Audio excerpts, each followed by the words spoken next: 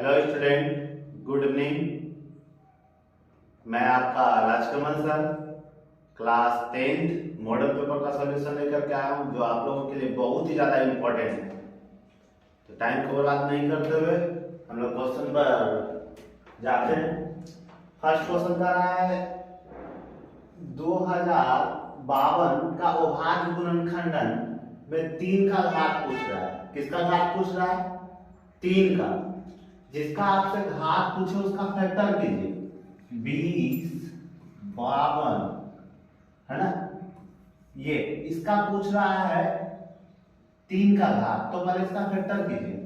इसका 2 से फैक्टर करेंगे, 2 से ये 10 बार में होगा, फिर 2 दूनी 4, 2 छक्के 12 होगा, फिर 2 से करते हैं, 2 पंचे 10 आ जाएगा, फिर 2 एकम 2 आएगा, 2 तिया 6, फिर इसका 3 से, अब अगर 3 से इसको खिलाते हैं तो 3 एक बार में खाएगा, फिर 3 सत्ते 21, 3 सत्ते 21, 3 एकम 3, ठीक है। फिर इसको अगर खिलाते हैं किससे खाएगा, फिर 3 से खिलाते हैं तो 3 से खाएगा, 3 पर से 15, 3 सत्ते 21, 3 सत्ते 21, फिर इसको अगर 3 से खिलाते हैं तो 3 से खाएगा, 3 से अगर खिलाएंगे 3 एक बार में, फिर 3 नंबर 27, 19। अब पूछ रहा है अब ये किसी से खाएगा, अब ये किसी से खाएगा नहीं खाएगा, तो 19 से खाएगा एक बार में। अब पूछ रहा है 3 पर पावर घात, तो 3 पर कितना पावर है? 1 2 3, तो 3 पर पावर कितना पूछ रहा है? 3 पर पावर पूछ रहा है, 3 का घात पूछ रहा है, 3 पर पावर कितना? 1 2 3, तो 3 पर पावर 3 का घात पूछ रहा है, तो 3 कितना हो जाएगा? 3 आ जाएगा। निम्नलिखित में से, अब दूसरा क्वेश्चन करा, निम्नलिखित में से किसका दशमलव प्रसार शांत नहीं है? शांत होने के लिए आप लोगों को हम बताए थे, शांत दशमलव प्रसार होने के लिए आप लोगों को हम बताए थे, ऊपर पावर कितना होना चाहिए? ऊपर वाला को अंश, नीचे वाला को हर बोलते हैं। ऊपर वाला को अंश, नीचे वाला को हर बोलते हैं। हर में जैसे अंश और हर बताए थे। क्या बताए थे? अंश और हर। हर में देखना, हर का जो पावर है, हर में देखना है 2 पर पावर 2 और 5 होना चाहिए। क्या होना चाहिए? 2 और 5। अगर 2 और 5 होगा तो क्या बोलेंगे? 2 और 5 आएगा तो क्या बोलेंगे? 2 और 5 आएगा तो बोलेंगे शांत है, और 2 और 5 के अलावा कुछ दूसरा आ जाए तो अशांत है। इसमें देखिए 2 दिख रहा है, 2 आ रहा है, 5 आ रहा है, ये गुणा का चिन्ह है, तो 2 और 5 आ रहा है, तब इसका मतलब क्या है भाई? ये शांत है। लेकिन हमसे पूछा जा रहा शांत नहीं है। शांत नहीं है इसका मतलब गुणना ये है 2 और 5 नहीं आना चाहिए। तो सीधा देखिए इसमें 2 आ रहा है और 5 आ रहा है, तो ये भी शांत है। ये 2 है, ये 5 है, ये भी शांत है। तो 2 5 इसमें 2 और 7 है, तो ये कौन सा संख्या हो गया? अशांत दशमलव प्रसार। अशांत दशमलव प्रसार, ऑप्शन नंबर सी ये मेरा करेक्ट आंसर। अब इसमें पूछा जा रहा है इसका शून्यक का योग। शून्यक का योग पूछ रहा है। शून्यक का योग बराबर फॉर्मूला होता है, शून्यक के योग को अल्फा प्लस बीटा बोलते हैं। क्या बोलते हैं? Alpha plus beta. शून्यक के योग को क्या बोलते हैं? Alpha plus beta. Alpha plus beta बराबर फॉर्मूला होता है -b/a। द्विघात बहुपद में, यह द्विघात बहुपद में शून्यक का योगफल बराबर फॉर्मूला होता है -b/a। तो पहले इसको द्विघात बहुपद के रूप में लिखेंगे। x को गुणा करेंगे 2x² हो जाएगा, फिर x को 5 से गुणा करेंगे 5x होगा, -3 होगा।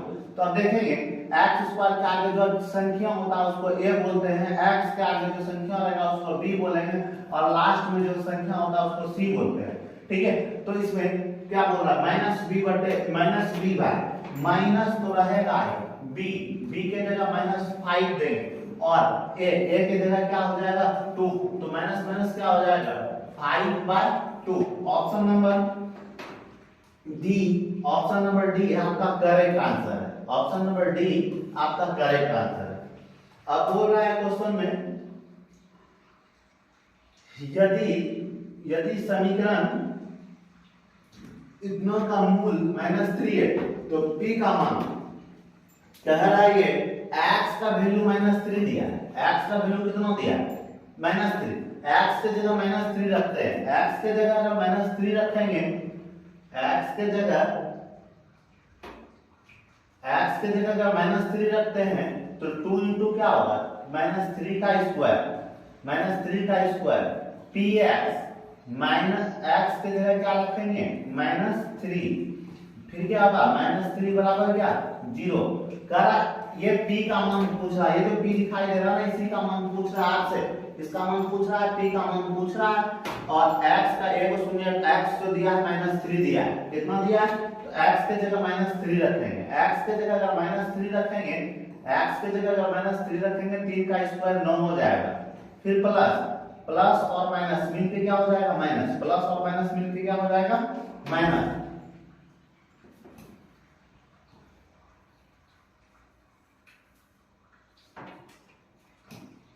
यहाँ प्लस है, ये प्लस और माइनस मिलके क्या हो जाएगा माइनस। p को p से गुणन करेंगे 3p -3 बराबर क्या 0। अब इसको सॉल्व करने में p का वैल्यू निकल जाएगा, 9 दूनी कितना हो जाएगा 18 माइनस 3p इधर प्लस में, 3p इधर प्लस में हो जाएगा, बराबर को उस पार लेके जाएंगे तो किस में चेंज होगा माइनस में। 18 माइनस क्या हो जाएगा 18 माइनस 3 बराबर 3p। 18 में अगर 3 घटाएंगे तो कितना बचेगा 15, कितना बचेगा 15 बराबर कितना होगा 3p, बराबर कितना होगा गुणों में, इसमें लाएंगे भाग में, तो 15 बटे कितना हो जाएगा 3, तो p बराबर कितना निकल गया 3 5 15, तो p बराबर कितना आ गया 5। कौन सा ऑप्शन, ऑप्शन नंबर सी आपका करेक्ट आंसर है, option number C correct answer है। x का वैल्यू दिया था, p का मान पूछ रहा था, x का वैल्यू पुट करेंगे, x का वैल्यू रखेंगे तो हम मेरा किसका मान निकल जाएगा p का मान निकल जाएगा, ठीक है। अब पूछ रहा है ये द्विघात समीकरण क्या है, द्विघात बहुपद है, इसमें शून्य अल्फा और बीटा है, अल्फा इंटू बीटा का मान पूछ रहा है, क्या पूछ रहा है alpha into beta, alpha into beta बराबर फॉर्मूला जो होता है, अल्फा इंटू बीटा बराबर फॉर्मूला होता है c by a, alpha into beta बराबर फॉर्मूला क्या होता है c बाय a, बस यही पूछा जा रहा है formula. Option number C, option number C आपका करेक्ट आंसर है जिसमें c बाय a दिया है। अब पूरा निम्नलिखित में से कौन समांतर श्रेणी में है पता करना है, समांतर श्रेणी में निकालने के लिए उसमें d का वैल्यू सेम होना चाहिए, इसका वैल्यू सेम होना चाहिए, ये दोनों का बीच समांतर श्रेणी में है, तो सीधा देखेंगे समांतर श्रेणी में होने के लिए दो संख्याओं का बीच का अंतर अगर समान है तो समांतर श्रेणी है, अगर नहीं है तो समांतर श्रेणी नहीं होगा। तो देखते हैं इसमें इसको घटाइए, 5 में 2 घटाएंगे कितना बचा 3 बचा, 7 में 5 घटाएंगे कितना बचा 2। क्या ये दोनों के बीच का अंतर समान है, नहीं है, इसलिए समांतर श्रेणी नहीं हुआ, ठीक है। अब पता करते हैं फिर 2 का स्क्वायर कितना होगा 4, 3 का स्क्वायर कितना होगा 9, 7 का स्क्वायर कितना होगा 49, तो 9 में 4 घटाएंगे कितना बचेगा 5 बचेगा, 49 में 9 घटाएंगे कितना बचेगा 40 बचेगा। क्या ये दोनों के बीच का अंतर समान है, एगो का अंतर 5 है दूसरा का 40 है, क्या ये समांतर श्रेणी है, नहीं है। 1 और 3 के बीच का अंतर देखेंगे तो 3 में 1 घटाएंगे कितना बचेगा 2 बचेगा, 5 में 3 घटाएंगे कितना बचेगा 2 बचेगा, तो ऑप्शन नंबर डी आपका करेक्ट आंसर हुआ। देखिए दोनों के बीच का अंतर समान है, दोनों का भी आप ऑब्जेक्टिव बनाना जितना कम से कम समय में बना सकते हैं, तो दोनों के बीच का अंतर 2 है, इसलिए ये समांतर श्रेणी में है, आपसे यही पूछा जा रहा है, ठीक है। फिर कह रहा है क्वेश्चन, फिर क्वेश्चन कह रहा है आपसे 1 plus cot square theta 1 minus cos square theta का वैल्यू पूछ रहा है। ये फार्मूला होता है 1 प्लस cot स्क्वायर थीटा बराबर फार्मूला होता है cos स्क्वायर थीटा, ये होता है इसका फार्मूला क्या होता है cos स्क्वायर थीटा, याद रखिएगा 1 प्लस cot स्क्वायर थीटा बराबर फार्मूला क्या होता है cos स्क्वायर थीटा, और 1 माइनस cos स्क्वायर थीटा बराबर फार्मूला क्या होता है sin स्क्वायर थीटा, क्या होता है sin स्क्वायर थीटा, और cos स्क्वायर थीटा और sin स्क्वायर थीटा का मान कितना होता है 1 होता है, कितना होता है, ऑप्शन नंबर डी आपका करेक्ट आंसर। अब पूछ रहा है इसमें विभक्तर, विभक्तर को क्या बोलते हैं डी बराबर फार्मूला जो होता है क्या होता है, डी बराबर फार्मूला होता है b स्क्वायर माइनस 4ac, क्या होता है डी बराबर formula b square minus 4ac।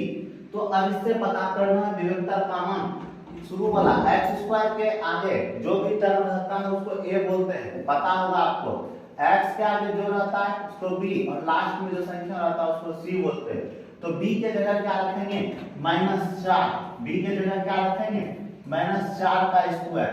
a के जगह कितना रखेंगे 5, a के जगह कितना रखेंगे 5 और c के जगह कितना रखेंगे 2। 4 का स्क्वायर कितना हो जाएगा 16, 4 पंचे 20, 20 दूनी 40। तो कितना घट के आ जाएगा, घटाइए इसमें कितना आ जाएगा -24। तो ऑप्शन नंबर बी आपका करेक्ट आंसर। अब पूछ रहा है इसमें जो है 2x स्क्वायर -4x + 3 बराबर 0 के मूलों की प्रकृति होगी। क्या पूछ रहा है मूलों की प्रकृति। मूलों की प्रकृति निकालने के लिए पहले देखना d स्क्वायर, d विवेक्तर का वैल्यू निकालना है। d बराबर फार्मूला जो होता है d बराबर फार्मूला b स्क्वायर - 4ac होता है। d स्क्वायर बराबर फार्मूला होता है b स्क्वायर - 4ac। अगर d का मान यदि 0 से लेस देन 0 हो, अगर d का मान 0 से बड़ा हो, ग्रेटर, अगर d का मान 0 से बड़ा हो, वास्तविक अगर d का मान 0 के बराबर हो, तो दोनों मूल समान होता है। d का मान अगर 0 के बराबर हो तो दोनों मूल क्या होता है समान होता है। ये 3 कंडीशन याद रखिएगा, ठीक है, तीनों कंडीशन याद रखिएगा। लेस देन 0, अगर d का मान विवेक्तर का मान 0 से बड़ा हो तो मूल वास्तविक नहीं होता है। क्या होता है वास्तविक नहीं होता। अगर d का मान 0 के बराबर होगा तो उसका मूलों का मान जो होता है समान होता है। क्या होता है वास्तविक और समान होता है। d का मान मूलों की प्रकृति होगा, कब होगा वास्तविक और समान, जब d का मान 0 के बराबर होगा। इसका वैल्यू निकाल के देखते हैं पहले d बराबर क्या निकलता है। तो d बराबर फार्मूला जो होगा b स्क्वायर - 4ac, d का वैल्यू कितना है -4 का स्क्वायर, 4 a के जगह कितना है 2 और b के जगह कितना है 3। 4 का स्क्वायर कितना हो गया 16, 4 दूनी 8, 8 तिया 24, घटाया कितना बचेगा -8। क्या आएगा -8। तो अब बताइए अगर d का मान माइनस में आ रहा है तो क्या होगा, उसका मूल जो होगा वास्तविक नहीं होगा। क्या होगा वास्तविक नहीं होगा, मूलों का मान निकलेगा ही। निम्नलिखित में से कौन x² - 3 का मूल पूछ रहा है। x² - 3x + 2 = 0 का मूल है। पहले देखिए सबका वैल्यू रख करके देखिए, 0 का वैल्यू रख करके देखिए, अगर पूरा 0 आ जाएगा तो इसका मूल है, अगर नहीं आया तो क्या बोलेंगे नहीं है। तो पहले x के जगह 0 रखिए, 0 रखिएगा तो ये 0 हो जाएगा, 3 गुना 0 करेंगे तो ये 0, ये भी 0, ये भी 0, बचा क्या 2 किसके बराबर है 0, दोनों तरफ बराबर आया क्या, दोनों तरफ बराबर नहीं आया, इसलिए इसका ये मूल नहीं है।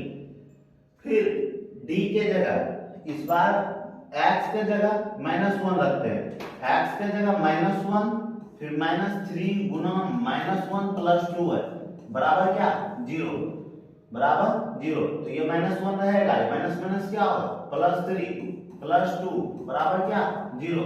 तो ये घटेगा क्या हो जाएगा 2 + 2 बराबर कितना 4, 2 + 2 4 बराबर क्या 0। क्या दोनों तरफ बराबर आया, दोनों तरफ बराबर नहीं आया, इसलिए ये मूल उसका नहीं है। d का मान -2 रख कर देखते हैं, d का मान क्या रखते हैं -2। अगर d के जगह -2 का स्क्वायर करेंगे, -2 का स्क्वायर -3 × -2 + 2 बराबर क्या 0। देखते हैं 2 का स्क्वायर कितना हो जाएगा 4, 2 का स्क्वायर कितना होगा 4 प्लस माइनस प्लस 3 दूनी 6 + 2 बराबर क्या 0, 6 4 10 2 12 बराबर क्या 0। ये मूल होगा क्या, ये भी नहीं होगा। अगर ये तीनों नहीं है तो ये होगा या नहीं होगा। ऑप्शन नंबर डी आपका करेक्ट आंसर। निम्नलिखित में से किसका गुणनफल एक परिमेय संख्या है, गुणा करके देखिए। परिमेय संख्या जिसका वर्गमूल निकल जाए उसका परिमेय संख्या, जिसका वर्गमूल नहीं निकले दशमलव में आ तो वो परिमेय संख्या। 3 × 5 = 15 का वर्गमूल नहीं निकलेगा, इसलिए मेरा कौन सा संख्या हो गया कौन सा संख्या हो गया? वो परिमेय। परिमेय संख्या पूछा जा रहा है आपसे। कौन सा संख्या पूछा जा रहा? परिमेय संख्या। परिमेय संख्या जो भी संख्या रूट में हो और उसका वर्गमूल निकल जाए, रूट में हो लेकिन उसका वर्गमूल निकल जाए तो परिमेय बोलेंगे। रूट में हो उसका वर्गमूल नहीं निकलेगा उसको अपरिमेय बोलेंगे। तो 8 दूनी 16 और 16 का वर्गमूल कितना होता है? 4। इसलिए ये मेरा कौन सा संख्या है? परिमेय संख्या। ऑप्शन नंबर सी आपका करेक्ट आंसर। बोला निम्नलिखित में से कौन वो 154 का अभाज्य गुणनखंड है? जैसे अभाज्य गुणनखंड पूछ रहा है 154 का फैक्टर कीजिए। 154 का फैक्टर कीजिए किससे? 2 से। 2 सते 14, फिर 2 सते,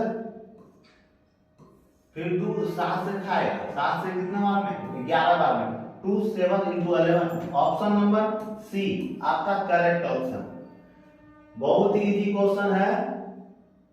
अब क्या पूछ रहा है? निम्नलिखित में से एक घातीय समीकरण है, वैसा समीकरण जिसके एक घात वाला पावर बोल रहा है, एक घात वाला वैसा समीकरण जिस पर पावर 1 हो उसी को क्या बोलेंगे? एक अधिकतम पावर 1 हो उसको क्या बोलेंगे? एक घातीय समीकरण। यहाँ देखिए x और x बराबर में एक जैसा रहता कट जाता, x x कट गया, इसमें कोई वेरिएबल नहीं है इसलिए ये बहुपद नहीं। यहाँ भी देखिए ये 2 है, ये द्विघात है, यहाँ भी 2 है, ये द्विघात है। हमसे एक घात वाला पूछा, जब 3 को ऑप्शन गलत है तो चौथा ऑप्शन ऑलरेडी सही होगा। निम्नलिखित में से कौन सा द्विघात समीकरण है? द्विघात समीकरण पूछा जा रहा है आपसे तो ऑप्शन देखिए, यहाँ देखिए द्विघात समीकरण है, सीधा दिख रहा है यहाँ 2x² + 4x + 2।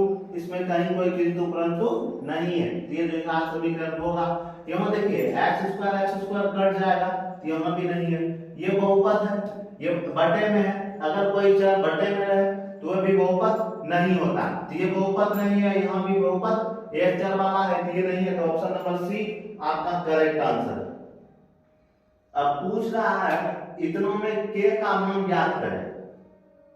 यदि मूल बराबर हो, हम बताए थे मूल कब बराबर होता है? जब d का मान 0 के बराबर होता है। d किसके बराबर होता है? 0 के बराबर। d बराबर फॉर्मूला क्या होता है? b² - 4ac। ये इंपॉर्टेंट है, ऐसा सब क्वेश्चन बहुत ज्यादा पूछता है, ठीक है? तो आपको ये वाला क्वेश्चन एक बार अवश्य कर अच्छा रहेगा आपके लिए। ये वैल्यू जो होगा a का, ये वैल्यू क्या होगा? b, ये लास्ट वाला क्या बोलेंगे? c। तो b बराबर क्या हो जाएगा? -3k। b बराबर क्या हो जाएगा? -3k का स्क्वायर -4। a की जगह क्या रखिएगा? 4 और c की जगह क्या रखिएगा? 1 बराबर क्या? कुछ नहीं तो क्या? 0 होगा ना। 3 तिया 9k स्क्वायर, 4 चौके 16 बराबर 0। ये माइनस में उधर जाएगा प्लस में, तो k² बराबर 16। ये गुणों में है, भाग में लाएंगे, स्क्वायर खत्म करेंगे, रूट स्क्वायर घटाएंगे तो क्या हो जाएगा? रूट हो जाएगा।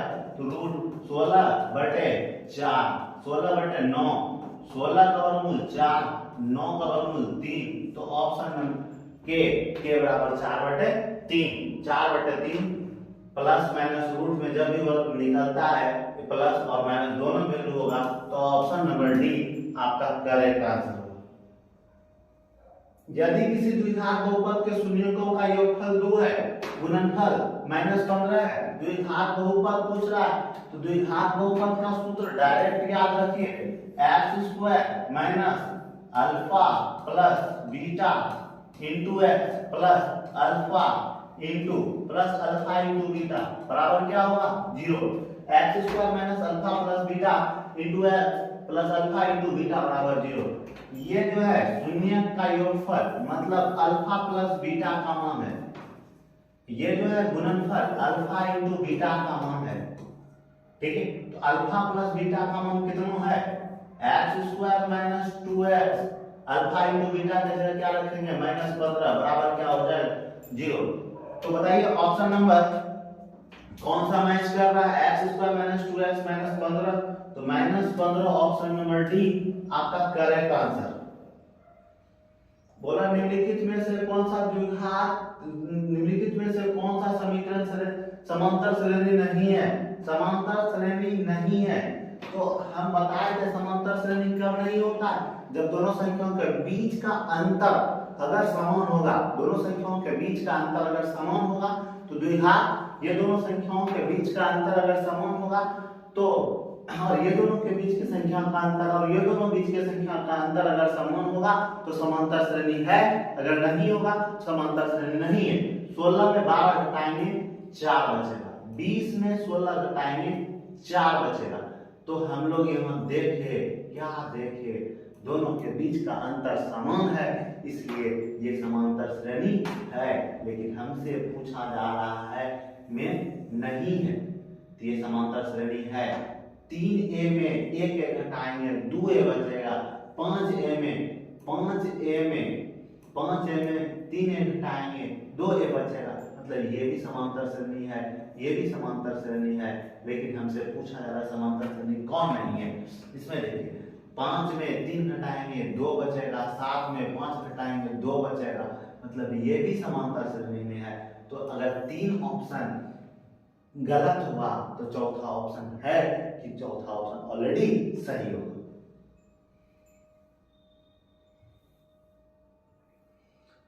समांतर श्रेणी इतना का सारवंतर पूछा जा रहा है आपसे। सारवंतर निकालने के लिए सेकंड वाला पद में फर्स्ट वाला टर्म को घटा देते हैं, मतलब √8 में √2 को घटाएंगे, √8 में √2 को घटाएंगे, 8 को हम लिख सकते हैं 4 दूनी 8। देखिए हम तोड़ के समझा रहे हैं, आराम से समझा रहे हैं। ये आपके एनसीईआरटी का शायद क्वेश्चन है। 2√2 माइनस √2 है, 2√2 में एक और √2 घटेगा, क्या बचेगा, √2 बचेगा। तो सारवंतर ऑप्शन नंबर बी आपका करेक्ट आंसर हुआ, ऑप्शन नंबर बी आपका करेक्ट है। अब बोला जा रहा है आपसे, क्वेश्चन कह रहा है यार x+2 इतना में सारवंतर श्रेणी में है तो x का मान ज्ञात करें। सारवंतर श्रेणी में है तो x का मान पूछ रहा है, किसका मान पूछ रहा है, सारवंतर श्रेणी में है तो x का मान पूछ रहा है। इसमें इसको घटाइए और इसमें इसको घटाइए और दोनों का अंतर आपस में बराबर होता है, तो बराबर 3x में x-2 को घटाना है और 4x+1 में 3x को घटाना है।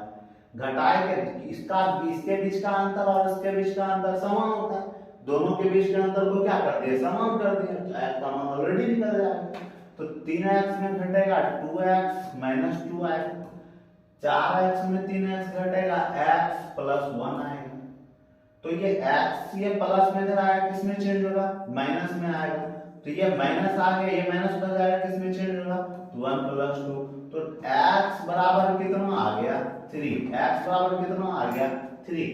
x बराबर 3, ऑप्शन नंबर सी आपका करेक्ट आंसर है, ऑप्शन नंबर सी आपका करेक्ट आंसर। नेक्स्ट क्वेश्चन बोल रहा है sin 60 डिग्री का मान, tan 30 डिग्री का मान, ये सब मल्टीप्लिकेशन गुणा में इसका मान पूछ रहा है। तो सीधा से याद रखिए tan 30 डिग्री का मान कितना होता है, tan 30 डिग्री का मान 1/√3 होता है। tan 30 डिग्री का मान जो होता है वो आपका क्या होता है, 1/√3। और sin 30 डिग्री का मान जो होता है, sin 30 डिग्री का मान 1/2 होता है। sin 30 डिग्री का मान क्या होता है आपका, 1/2। और cot 60 बोल रहा है, cot 60 डिग्री का मान कितना होता है, cot 60 का मान होता है 1/√3, 1/√3। और cosec 30 डिग्री का मान, cosec 30 डिग्री का मान जो आपका आ जाएगा 2 होगा। ये सब का मान पूछ रहा है आपसे, क्या पूछ रहा है, मान। तो ये गया काम से, तो क्या आ गया, मल्टीप्लाई कीजिए 1 और √3 गुना √3 3, तो क्या आ जाएगा 1/√3। ऑप्शन नंबर बी आपका करेक्ट ऑप्शन है। अब पूछ रहा है ये आपसे इसका 10वां पद, जैसे क्वेश्चन में 10वां पद बोले, 11वां पद बोले, 12वां पद बोले, जैसे ये 10 पूछ रहा है तो ये 10 का फॉर्मूला होता है, ये 10 का फॉर्मूला होता है एक कम करके, हमेशा एक कम करके बताइए। ये 10 बोल रहा है ना तो a+9d हो जाएगा। अगर a 15 पूछ रहा है तो a+14d हो जाएगा। हमको सिर्फ a चाहिए और क्या चाहिए, d चाहिए। तो पता है शुरू वाला जो पद होता है उसको हम ए बोलते हैं, और डी निकालने के लिए 7 में 10 को घटा देंगे तो क्या बचेगा -3। ये किसका मान निकलेगा डी का। तो ए के जगह हम लोग कितना रखेंगे, ए के जगह पर हम लोग कितना रखेंगे 10 रखेंगे, और डी के जगह पर कितना रखेंगे -3 रखेंगे।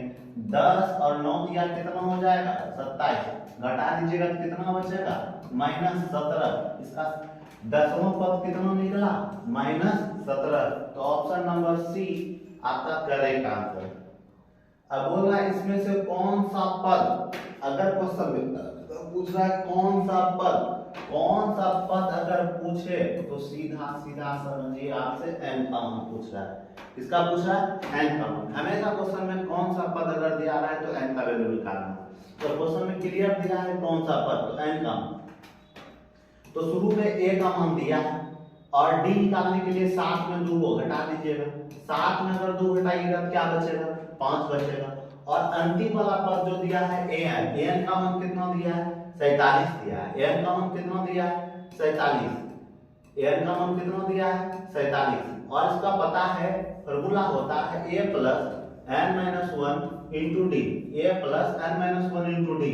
a के जगह आप क्या रखिएगा 2, an का मान क्या रखिएगा 47 इतना दिया है ना अंतिम पद, और प्लस में n का मान पूछ रहा है इसलिए n को छोड़ दीजिए, n का मान पूछ रहा है इसलिए n को छोड़ दीजिए। और d का मान क्या दिया है, d का मान आपको ऑलरेडी दिया है 5, तो d के जगह क्या रखिएगा 5। तो पहले देखिए n को फ्री करना चाहिए, n को अगर गुणा में आ जाएगा तो आराम से ये कट जाएगा।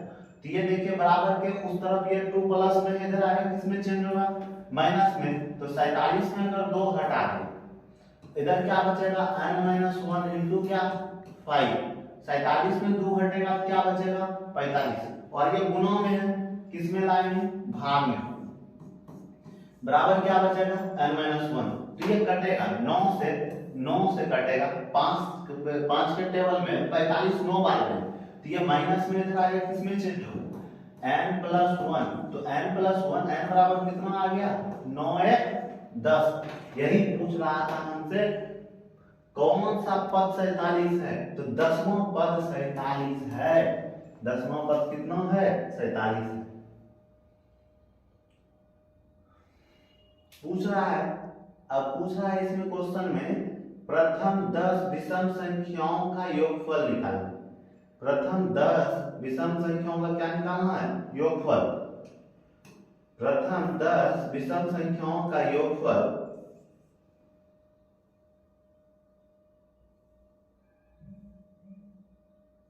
तो पहले हम लोग विषम संख्या देखेंगे। विषम संख्या जो स्टार्ट होता है 1 से स्टार्ट होता है, 1 3, उसके बाद क्या होगा 5 7, ऐसे करके हम लोग जाएंगे कितना तक प्रथम 10 विषम संख्याओं का योगफल। प्रथम 10 विषम संख्याओं का 1 3 9, फिर कितना 9 1 3 5 7 9 11, फिर कितना आएगा आपका 11 13 15 17 19 21, फिर कितना आ जाएगा 23 1 2 3 4 5 6 7 8 9 10। यहां तक आपका कितना आ गया 19 तक जो संख्या है ये 10 ठो विषम संख्या दिख रहा है आपको। यहां तक जो संख्या दिख रहा है आपका ये विषम संख्या है, ये दिख रहा है ना, ये विषम संख्या है।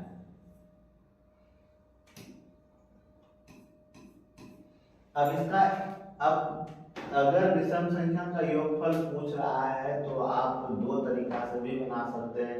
एक समांतर श्रेणी के मेथड से भी बना सकते हैं, समांतर श्रेणी के भी मेथड से बना सकते हैं। दूसरा ये तरीका से आपको जोड़ दीजिए, जितना आ रहा है उतना आंसर कर दीजिए। ये तो आपको खुद ही बनाना होगा, ये आप खुद बनाएंगे, बस हम बता दिए। अब बोल रहा है समांतर श्रेणी का nवां पद tn बराबर 2n प्लस 5 है। tn बोले an बोले l बोले सब बराबर है, tn बोले an बोले Tn बोले, an बोले, n बोले, सब जो है अंतिम पद है। कौन सा पद है? अंतिम पद है।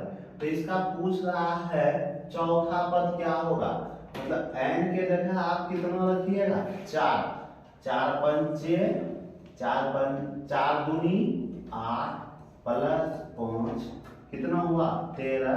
तो ऑप्शन नंबर सी आपका करेक्ट आंसर है। ऑप्शन नंबर सी आपका करेक्ट आंसर है।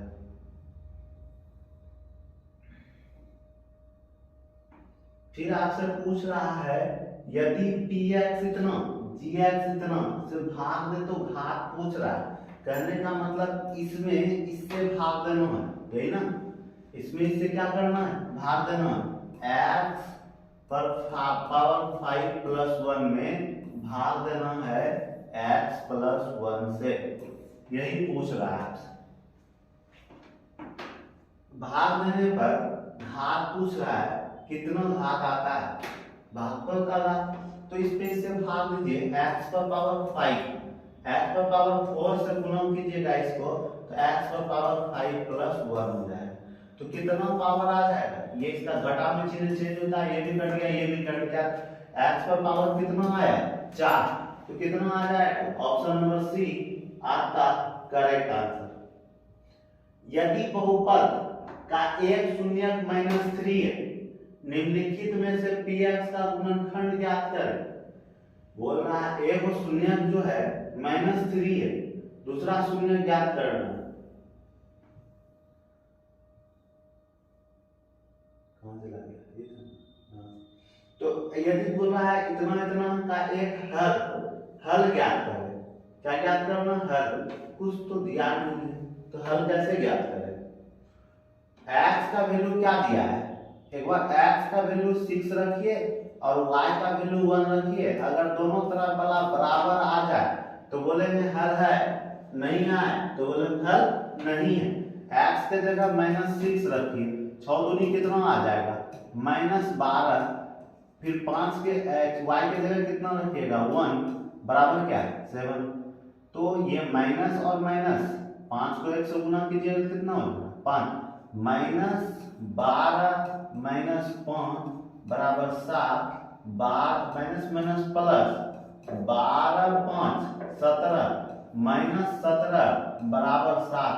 क्या ये दोनों बराबर हुआ? नहीं हुआ, इसलिए ऑप्शन ये गलत है। अब x के जगह 3 रख के देखिए, 2x -5y बराबर 7 है। तो x के जगह 3 रखिए, x के जगह अगर 3 रखिएगा 3 दूनी 6 और y के जगह 1 रखिएगा कितना हो जाएगा? 5।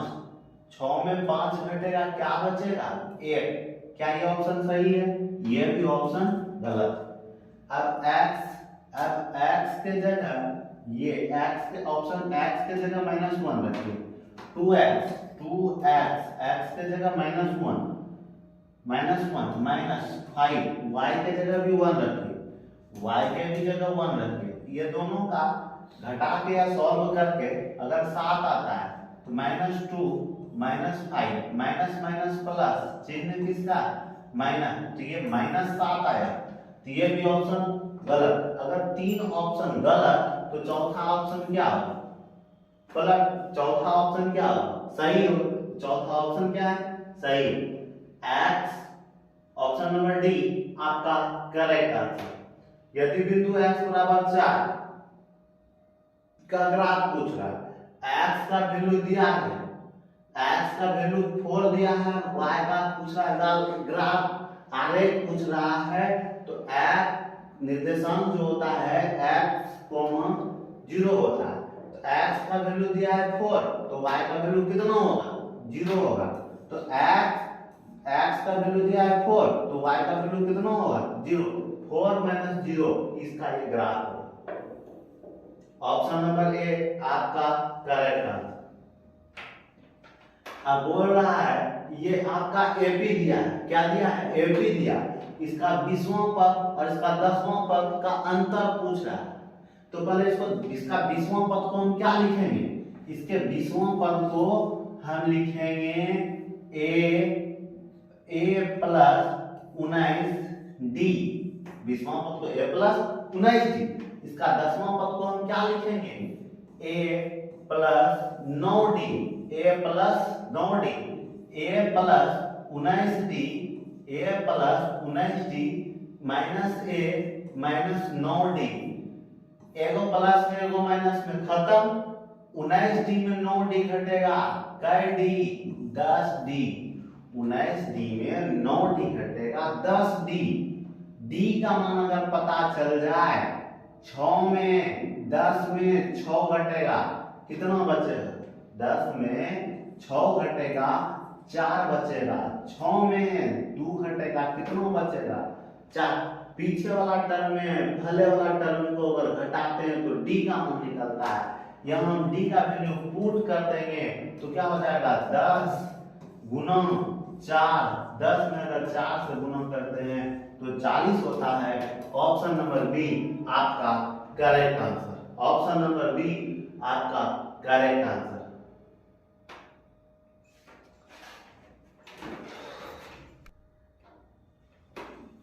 समीकरण 2 को दिया है और आपसे पूछा जा रहा है आलेख ऐसी 2 रेखाएं होगा, आपसे पूछा है सपाटी का ग्राफ आलेख होगा, समांतर होगा, प्रतिच्छेद करते हो कोई नहीं होगा। आपको पहले कॉन्सेप्ट दे देते हैं, उसके बाद तीनों का ये कीजिएगा, ठीक है। तो पहला कॉन्सेप्ट याद रखिएगा, अगर a1 बाय a2 बराबर b1 बाय b2, अगर ये दोनों बराबर नहीं हो, ये अगर a1 बटे a2 बराबर b1 बटे b2 का मान अगर बराबर नहीं हो, इसका जो ग्राफ होगा प्रतिच्छेद करती होगा, कैसा होगा प्रतिच्छेद, कैसा होगा प्रतिच्छेद। दूसरा याद रखिए, अगर a1 a2 बराबर b1 बटे b2 बराबर c1 बटे c2, अगर तीनों बराबर हो जाए, तीनों क्या हो बराबर हो, तो ग्राफ कैसा होगा कैसा होगा समपाती होगा, कैसा होगा समपाती। अगर तीसरा याद रखिएगा, तीसरा a1 बटे a2 बराबर b1 बटे b2 बराबर c1 बटे c2, ये दोनों बराबर हो जाए, तीसरा बराबर नहीं हो, इसको हम समांतर बोलेंगे, क्या बोलेंगे, इसका जो ग्राफ होगा समपाती होगा, कैसा होगा एक समांतर होगा, कैसा होगा समांतर होगा, समांतर समांतर ग्राफ कैसा होगा समांतर। तो पता करते हैं, ये दो समीकरण होता है, दो समीकरण, ये समीकरण फर्स्ट हो गया, ये समीकरण क्या हो गया सेकंड हो गया। ये दोनों समीकरण में हमको पता करना है, ये a1 हो जाएगा, ये b1 होगा, और ये क्या होगा c1 होगा, ये भी a1 हो जाएगा, ये a1 होगा, ये b1 होगा, ये a2 होगा, ये b2 होगा, ये क्या होगा c2। पहले समीकरण में लिखने के लिए ये टर्म को इधर लाते हैं, ये प्लस में इधर आएगा, किस में चेंज हो जाएगा माइनस में, बराबर कुछ नहीं तो क्या जीरो, ये प्लस में बराबर के इस तरफ आएगा, किस में चेंज होगा माइनस, बराबर कुछ नहीं तो क्या जीरो। अब इसको समीकरण 2 मानेंगे, तो a1 के जगह क्या रखेंगे 5/3, a1 के जगह 5 और a2 के जगह 3, तो 5/3 बराबर 15 बटे कितना 15 बटे -9, 15 बटे -9, -15 है ना, माइनस माइनस प्लस 3 से कटाइए, 3 3 9, 3 5 15, ये दोनों बराबर है, ये दोनों बराबर है। अब तीसरा देखते हैं, तीसरा क्या है 8 बटे क्या 24/5, 8 एक बार में और 24 कै बार में 3 बार में, ये भाग में है, ऊपर जाएगा क्या जाएगा 5/3, क्या दिख रहा है 5/3, 5/3, 5/3, तीनों बराबर हो तो क्या बोलेंगे समपाती है, तीनों बराबर निकला, इसलिए इसको बोलेंगे समपाती है। कैसा है समपाती। यदि दो समरूप त्रिभुजों का क्षेत्रफल का अनुपात इतना इतना है तो संगत भुजा का अनुपात निकालने बोले, कुछ नहीं, सीधा देखिए क्या दिया है क्षेत्रफल, त्रिभुज के क्षेत्रफल का अनुपात दिया रहे, भुजा पूछे, सीधा याद रखते त्रिभुज के क्षेत्रफल का अनुपात दिया है, भुजा पूछे, दोनों का वर्गमूल निकाल दीजिए। 49 का वर्गमूल बोले तो 7 और 81 का वर्गमूल बोले तो 9। 7:9 कहीं आपको दिखता होगा, आपको दिख रहा है, ऑप्शन नंबर बी आपका करेक्ट आंसर। अब क्या दिया है, दो त्रिभुज जस्ट उल्टा करके दिया है, वही दो त्रिभुज, दो समरूप त्रिभुजों का संगत भुजा दिया है, संगत भुजा का अनुपात दिया है, क्षेत्रफल पूछ रहा है। उल्टा वहां वर्गमूल करते थे, यहाँ स्क्वायर कर दीजिए। भुजा दिया है, क्षेत्रफल पूछे, स्क्वायर कर दीजिए। 4 का स्क्वायर बोले तो 16, 25 का 5 का स्क्वायर बोले तो 25। ऑप्शन नंबर सी आपका correct answer, option number C आपका करेक्ट आंसर।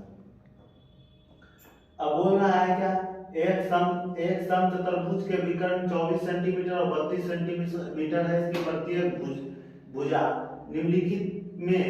प्रत्येक भुजा निम्नलिखित में किसके बराबर है? प्रत्येक भुजा, एक समचतुर्भुज का विकर्ण दिया है, एक समचतुर्भुज का विकर्ण एगो दिया है 24, एगो दिया है 24 तो 12, ये भी 12, एगो दिया है 32, ये भी 16, ये भी 16 है। तो ये कौन सा 90 डिग्री का कोण, कितना डिग्री है 90 डिग्री का कोण। 90 डिग्री सामने वाला भुजा क्या बोलते हैं, h बराबर फॉर्मूला क्या होता है, √p² प्लस b² होता है ना। p के जगह किसका स्क्वायर कीजिएगा, 12 का स्क्वायर, फिर किसका स्क्वायर कीजिएगा, 16 का स्क्वायर। 12 का स्क्वायर कितना होगा, 12 × 44 से 144। 16 का स्क्वायर कितना हो जाएगा, 16 का स्क्वायर 17 का स्क्वायर दूसरा 16 का स्क्वायर 36 256, ये होगा ना दूसरा। हाँ तो अब इसको दोनों को जोड़ दिए, 6 4 10 के 0, 5 4 9 1 10 के 0, 2 1 3 1 4, कितना आ गया 400, और 400 का वर्गमूल कितना होता है 20, तो कितना आएगा ऑप्शन नंबर 20। प्रत्येक भुजा कितना सेंटीमीटर का होगा, 20 सेंटीमीटर का। प्रत्येक भुजा कितना सेंटीमीटर का होगा, 20 सेंटीमीटर का।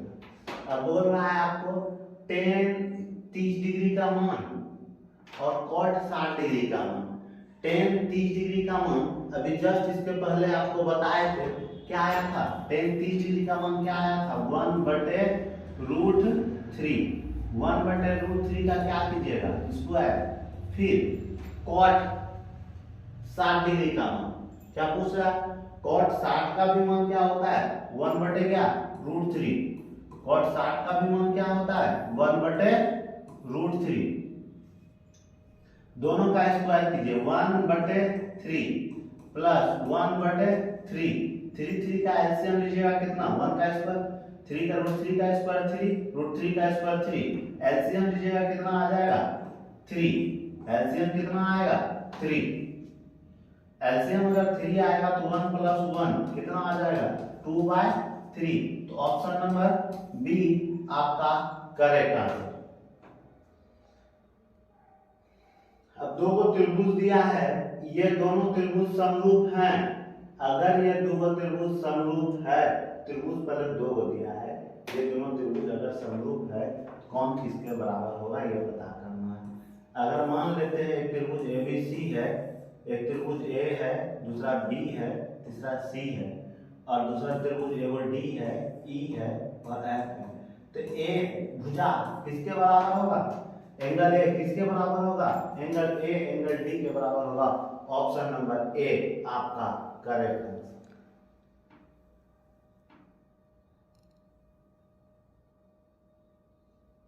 यदि त्रिभुज ये दोनों समरूप है, एगो का क्षेत्रफल, तो ये दोनों का क्षेत्रफल का अनुपात दिया, भुजा का अनुपात पूछ रहा है। अभी तुरंत आप लोगों को हम बताएं, अगर क्षेत्रफल दिया रहे भुजा पूछे, क्षेत्रफल दिया रहे भुजा पूछे, डायरेक्ट कछु नहीं करना है, वर्गमूल निकालना है। 121 का वर्गमूल 11 और इसका वर्गमूल 13, 11 अनुपात 13। ऑप्शन नंबर सी आपका करेक्ट आंसर।